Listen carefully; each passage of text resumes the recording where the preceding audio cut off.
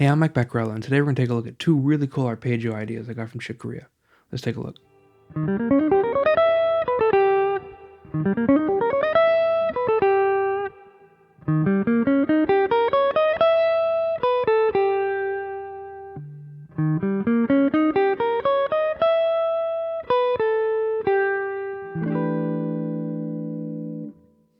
So Korea is definitely one of my all-time favorite musicians.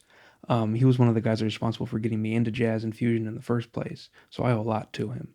Both these lines come from the original recording of Spain off the Light as a Feather record, and they both come from the same solo. But they were so interesting I had to get them both, and I figured to put them both in a lesson like this. So this first line, there's nothing special about it. He's just playing an arpeggio, but it's the context that makes it so cool. So the line is this.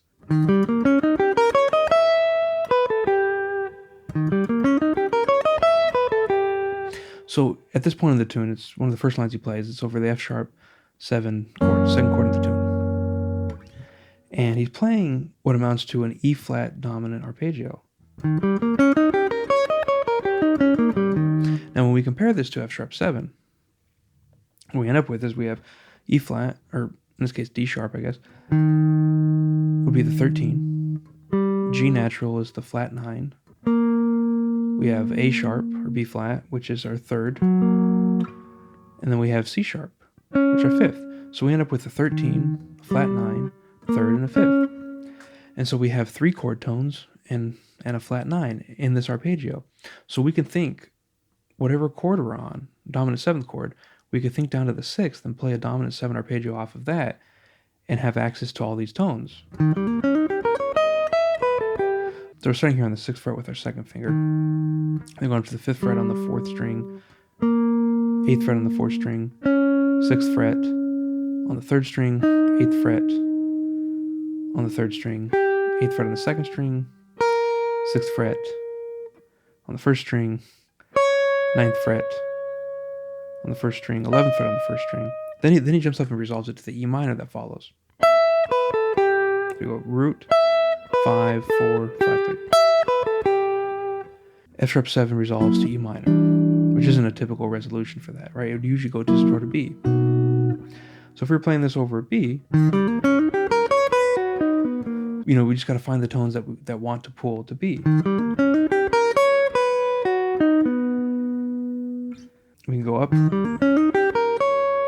then kind of enclose the root right there. In this case, he resolves to E minor, so just resolve right there. So if we apply this concept to a 2-5, say we're in the key of C, so we have D minor 7, G7, C major 7. Over the D minor, we'll just play D minor, right? Nothing special there. But over the G7, let's go to the what is the 6th, the 13th? It's E. We'll play a dominant 7 on that. So I could theoretically play D minor,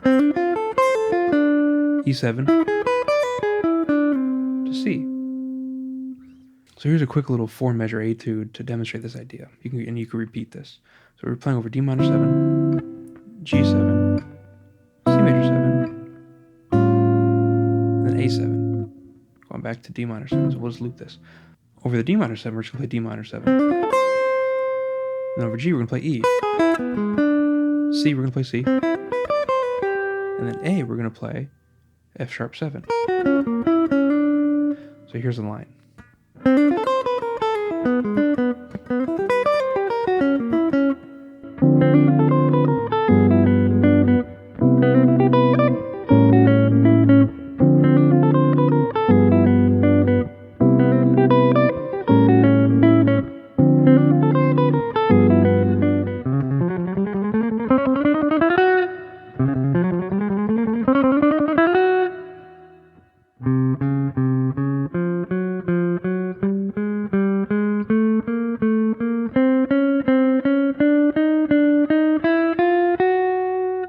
So the second line is played over an A7 chord.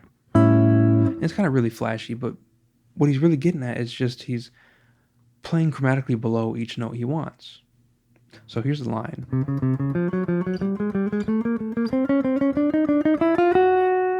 So if we analyze what's going on, the note below, the first note of each pattern, the note below, the lowest note, is the leading tone leading to the note we want. So we're going to take the second note we want. So we have C sharp, F sharp.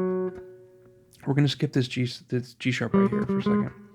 Go up to B flat, C sharp, D sharp or E flat, and then he just walks up to F sharp. So what we have here is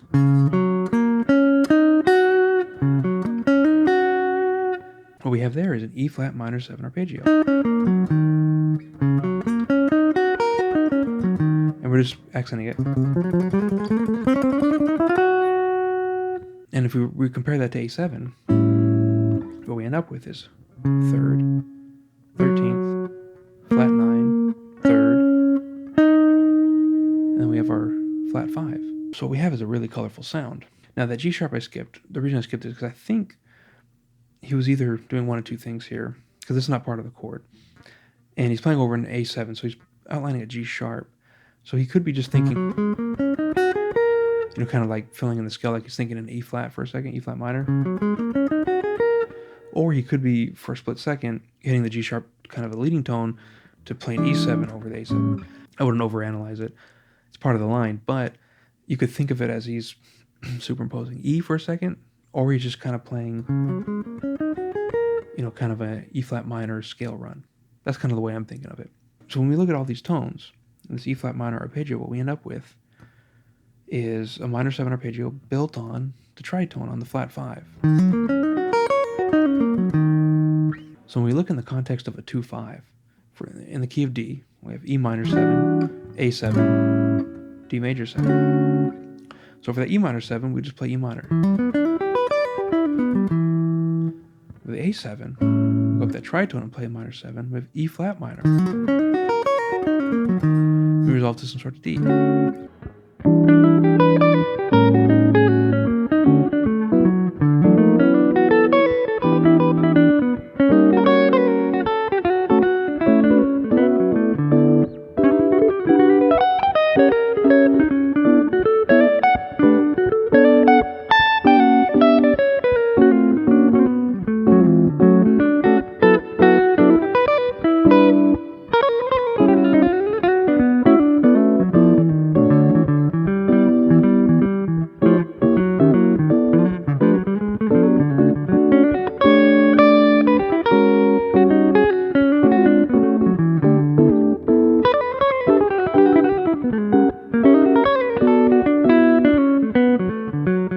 So after looking at these two short lines that Corea plays, we can extract two really cool ideas that are super useful. So the first idea, we have a dominant chord we're playing on, like in the case of F sharp, go down to the 6th and build a dominant 7 on that.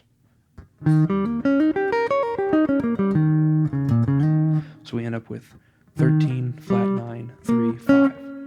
Or we could play a minor 7 arpeggio built on the tritone on the flat 5, and we end up with flat 5, 13, flat 9, 3. Both of these arpeggios are really colorful. I'm sure we all have the tendency to kind of play the same kind of stuff over the same kind of chords all the time. I definitely fall into this a lot. I always play, when I'm playing over an altered dominant or something. But really simple ideas like this can really take our playing and bridge the gap between something stale or the same thing over and over again and something much more colorful and interesting. So we have more ideas. And it's a really simple concept, just play an arpeggio, on a different scale degree. So hope you enjoyed the lesson. I'll see you next time.